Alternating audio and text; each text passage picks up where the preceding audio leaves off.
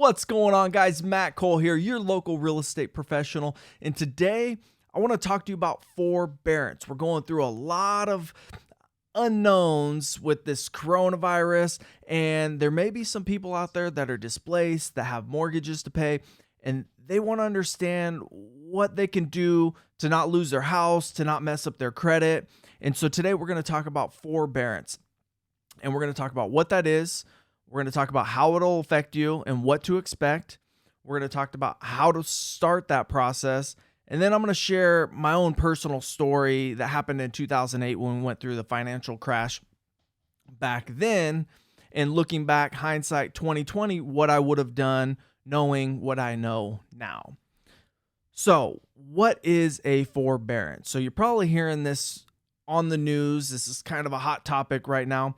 Basically, a forbearance is a temporary postponement of mortgage payments during a tough time, such as a health crisis or a job loss. And so right now we're seeing the coronavirus spread through the world. There's a health crisis on our hands, and some people may be affected. We're being also asked to shelter in place, and so now people aren't able to work. And so money's not coming in and they're being affected. So essentially a job loss. So that's what a forbearance is. It's a temporary situation, terms set in place between a borrower, a homeowner, and a lender on a short period of time. And I've got some notes here that I'm going to go over. The terms are negotiable between you and the lender. So not all forbearances are equal. It's not one set goes across the board. Each lender has their own guidelines and terms. And so I want to talk about how this will affect your credit score. And if you're in an unfortunate situation, how you can go ahead and do this and what to expect. So a forbearance, from what I've been researching, what I've been talking to lenders, it doesn't necessarily affect your credit score. So it's not going to be a negative reflection on you as long as it's agreed upon between you and the lender and you follow through with the terms set forth in the forbearance. And so what happens is you're going to call your lender and they're going to say, you're going to tell them your situation, what's going on, and they're going to set up their guidelines. They're going to come up with some terms for you guys to agree upon. And you just want to make sure, since not every lender is the same, you want to make sure that, they're not going to report this to the credit bureau. And most likely they won't, because everybody's going through this. So every lender has a different process when it comes to a forbearance. So, if you're talking to a buddy, they may be going through one process. Yours may be different if you have a different lender. But some things that you need to be aware of is some forbearances require you to pay a balloon payment at the end of it. So if, for example, your mortgage is $2,000 and you get a 90-day forbearance because we're in this shelter in place, you're going to be back to work in a month or so, you're going to be able to pay your mortgage. Well, if you get 90 days, so 3 months, and you don't pay that $2,000, you're going to have to come out of pocket with $8,000 at the end of that 90 days or 3 months. 3 months for the payments that were missed, plus the following month that you're paying for. So $8,000 one-time payment after this forbearance. That, for most people, myself included, would be a big pill to swallow to have to come up with, especially after going through this process and being out of work. So you want to make sure that the terms within the forbearance are manageable for you, because what you don't want to do is get in a situation and being desperate and sign and say, yeah, I'm going to do this, and then at the end of it not being able to fulfill those terms, and then it affecting you negatively on your credit score into the future. Another thing, some lenders are talking about granting the forbearance where you may not even have to pay it back at all. But I want to caution on this, because I'm talking to some lenders and some people, there may be some repercussions to this. So let's say you get that 90 days, 3 months, and the lender goes, hey, you know what? We're going to write that off. You've been paying for the last 10 years. No problem. 90 days, you'll start your payments again. We're just going to basically, those are just going to disappear, right? And you go, whew, man, thank you so much. This feels great. Well, you're going to get terms on that, right? You got to have something in writing. You got to have something. And in those terms, it may come up that they are going to report your loan when you do fulfill it. Or if you go to, more importantly, if you go to sell your house as short, and essentially it'll come up as a short sale. And it may just be a couple $1,000s that you didn't even think. But let's say you were going to sell your house, it's next year, a couple years later, and you're going, I'm going to sell my house and I need to upgrade or downgrade. Well, you go to sell your house, great, it's all fulfilled. You didn't realize it comes up short sale. You go to buy that next property, and voila, you're having trouble getting into that next property because now you have a ding on your credit and it comes up as a short sale. So it may affect you. So what you're going to want to do is just read that fine print to make sure what you're signing isn't something that's going to affect you down the road long term. So right now, what I think you will expect, and this is just me speculating, but there's going to be a lot of people that are affected by the pandemic that we have right now. And what that's going to mean is there's going to be a lot of people that are going to apply for this forbearance. And so as a lender, they're going to have an influx, a lot of people reaching out to try and do this all at once.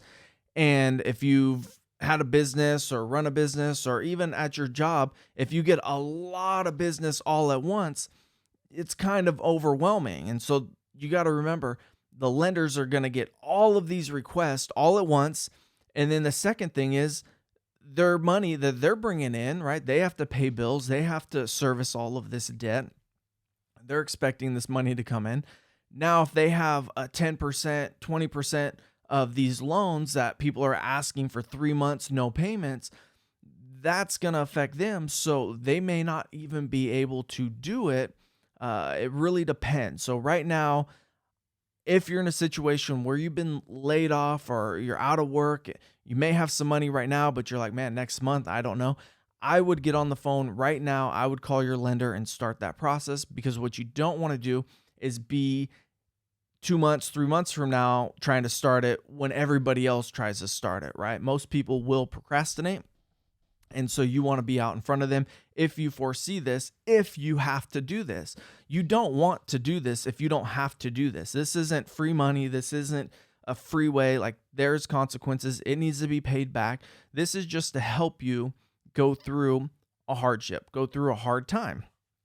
And I just wanted to clarify, because I've been looking into this, because I've had some clients ask me, and I wanted to understand this. So I started diving into this deep, because this is new for everybody. Everybody's going through this. It's kind of new for everybody. So lenders are going to be overwhelmed.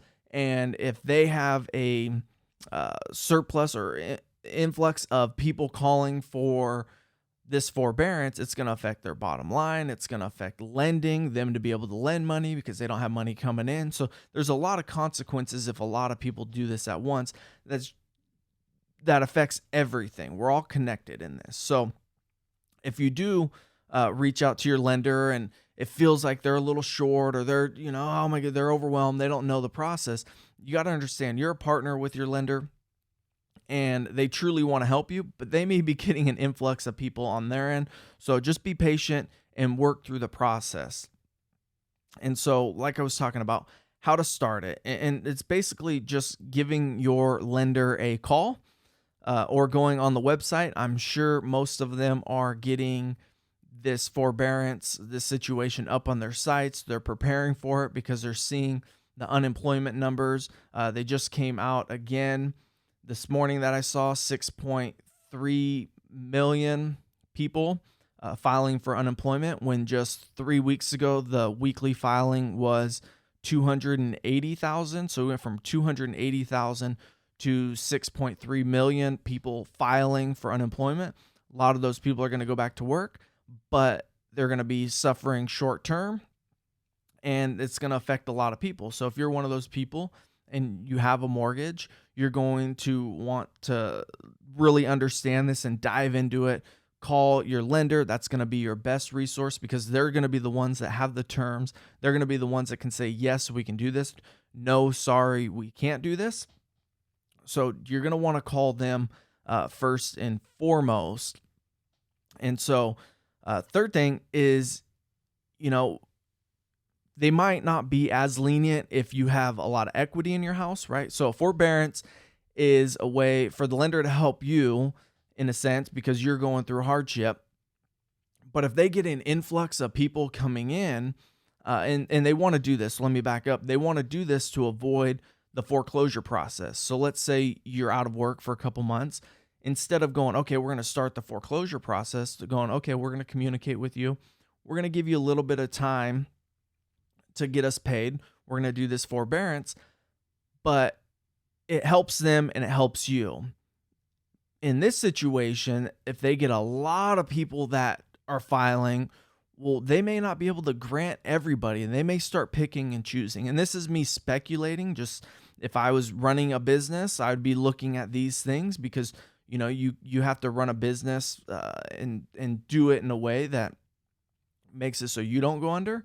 And the government's going to back a lot of these things. So, but me speculating, if I was a homeowner and I had a lot of equity in my property, let's say you owe $150,000, but your house will sell for $700,000, you might not be, they might not be as reluctant to give you the forbearance because they know they can go through the foreclosure process, pay for that home, and then put that home on the market. It's probably not going to happen. We're seeing a freeze on foreclosures for the next 60 days, but a foreclosure process takes, months. So it could take 6 months to a year. So, the 60 days really doesn't help. I'm more talking longer term down the road, what's going to go on. So if you are in a situation where maybe you lost your job and you do have a ton of equity in your home, it might be time to sell that property and get that equity out so you can weather this storm with you, with your family, and make sure you guys aren't struggling just to make that mortgage, to make the car payment, because times will get tough. And if you have a couple $100,000 equity, you sell that property now before the market goes down, because this has affected the real estate market. You won't hear people saying this, but prices are going down. We're seeing a 5% cut across the board right now. And as this thing unwinds, I think we're going to see a lot more inventory hit the market, and we're going to see a lot less buyers in the market. And so over time, I think this is going to bring the market down, looking at the 2008, how that unwinded and everything else. That being said, lending is very solid. So since 2008, people that have loans have good jobs. There's not this balloon payment, prime, subprime mortgages. It's very solid lending that people have, but it's definitely affecting the market and it's going down. So if you're in a position where you have the equity, you might want to look into selling versus doing a forbearance, because this is maybe a Band-Aid that's not going to do it and you need stitches, right? So I don't know your situation. I just wanted to jump on here and share what I'm learning about the forbearance, understanding it, diving in, because I've been talking to my clients. We're going over all of our options, all of their options. And I wanted to put this out there because maybe it can help somebody. And the biggest takeaway is, if you are going through this, call your lender immediately, number one, so you can communicate with them. And then number two, read the fine print and understand your terms and the effects that it may have on your credit, on repaying it, and everything in between. So you want to understand those two things. If you have any questions on that, you feel free to reach out to me. If you're wondering what to ask and what to look for, I can definitely help you out with that as well. But let me share with you something, because you might be in this situation and you really might not be affected right now, but you're going, man, okay, what's going on? I don't know what's going to happen in the future. Should I get a forbearance, right? And I purchased my house, my first house. I was 22 years old. It was in 2007. So right before the financial crash. So September of 2007, a year later, the financial crash happened. I was working in a grocery store at the time as a grocery manager, and nothing changed for me. The only thing that changed for me was the news that was on the TV, right? And if I didn't listen to the news, I wouldn't have even known that the market was crashing, that people were struggling, that the economy was in the tanks. I wouldn't have known any of that. Honestly, I wouldn't have known, and if it wouldn't have been for the news shoving it down my throat like we're seeing with the coronavirus right now. They're shoving it down your throat. Things are going to be bad. We got to shelter in place. I mean, every single day. And they're talking about this sort of stuff that we're talking about, the forbearance. And I wanted to clarify this for somebody because you're hearing it. So maybe you need some clarification. So I'm listening to the news. I'm 22. Well, not that I'm 23. Well, 2010 came and the market had completely tanked. My house was 50% of the value, so I couldn't refinance. I couldn't do anything. I was stuck. I couldn't rent it out because rents were way cheaper than the mortgage that I was paying. And I understand I wouldn't have known any of this if I hadn't been listening to the news. And so at 25 years old, right, I go, well, man, I shouldn't be in this loan that, I'm halfway underwater in this house, and I shouldn't have this. Everybody else is getting out of this. I should do the same, right? And I followed suit, and I ended up short selling my property and going through, losing my house in 2000. It was 2010 or 2011.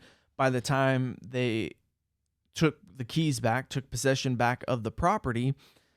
And, fast forward till today, now I'm in real estate and I learned that lesson. One, I was over leveraged. I was paying way too much a month than I should have been. That helps me in advising people. Like, this lesson that I personally learned helps me tremendously when I advise people in real estate. And looking back, I should not have done that. I should have just kept paying my responsibility. I should have kept paying my mortgage. And we bought the house for $370,000 in 2007. And if I would have kept that property now is probably sell for 475, maybe even close to 500,000. Last month, maybe not this month, but last month. So the equity would have came back and I would have had equity in the bank, right? Equity's no good unless you do something with it, meaning sell your house or refinance. But point being, I would have came back ahead. And in the meantime, with that, going through that, I took a hit on my credit. I took a hit dings. I couldn't buy for many years. And it just was like a spiral. And my credit got bad and it just affected everything.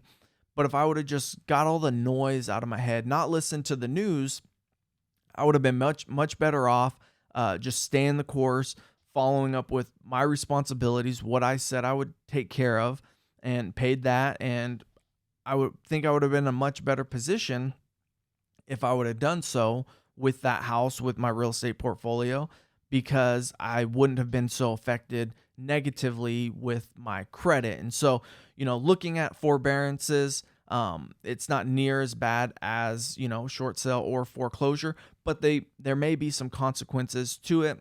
And you're going to want to make sure that you do not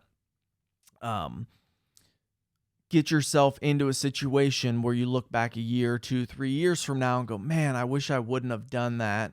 But on the other hand, if you're in a situation and you have no other option, you need to look into this and you need to do everything that you can do, but just do it really smart, right? I did mine listening to the news. Oh my goodness, I'm just going to short sell. What am I going to do? It's whatever, like I didn't understand. I didn't do any research. I didn't do any homework.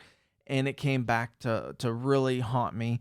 And I would hate for somebody to listen to the news or going through this in short-term Band-Aid and for a long-term wound that needs a little bit more attention. You want to make sure that you're going through that fine print. You want to make sure anything that you are doing in this situation doesn't affect. So don't just stop paying your mortgage. Don't think that, oh, everything's going to be okay. Everybody's doing this. It's not. You need to communicate with your lenders, and this goes for your house, your car, your loans, anything you may have. Communication is the thing that needs to happen right now across the board. And so you're going to want to go through this. So hopefully this explained it a little bit to you. And by me sharing my story, you can understand that, okay, short term gain may affect the long term game, the long term play, and help you to really understand and dive in if you do go down this path. So my name is Matt Cole. If you have any questions regarding this forbearance or anything in regard to your real estate or real estate in general, don't hesitate to reach out to me. There's going to be a link down below. If you're curious of what your home property is worth, you can go to that link. It'll ask you to fill out your address. It'll ask you to put your email address and your information in there, and then that sends it to me. It's not an automatic home valuation. It's not a Zestimate. It sends it to me, and then I will physically go online, look at the comparables, look at the trends, and give you a detailed report on where your property value is. If you're weighing the options of, do I want to do a forbearance? Do I want to sell? What do I need to do to better educate you? So there's a link down below. Go ahead and click that if you want a free home valuation during this time to see where your property is, where it would sell, so you can really understand all of your options in detail. Again, my name is Matt Cole. I hope you have a great day. Till next time, take care.